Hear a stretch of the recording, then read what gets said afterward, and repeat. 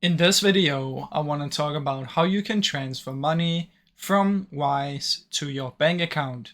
Now this is really simple, guys. You want to open up the Wise app or open up the website, click on the send button, and once you're inside of here, what you want to do is either choose if you want to receive in another currency, or you can just select the same currency.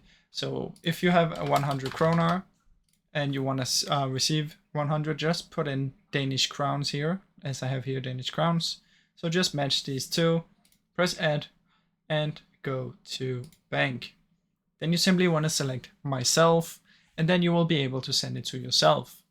Now keep in mind there will be a little fee when you do this. So if you send $100, you might only actually receive like $98 or something like that. And if you do a currency conversion, there will be an even bigger fee. Now that's basically how it works, guys. I really hope you enjoyed the short video. If you did, please leave a like and subscribe, as it helps me out a ton. Thank you so much for watching.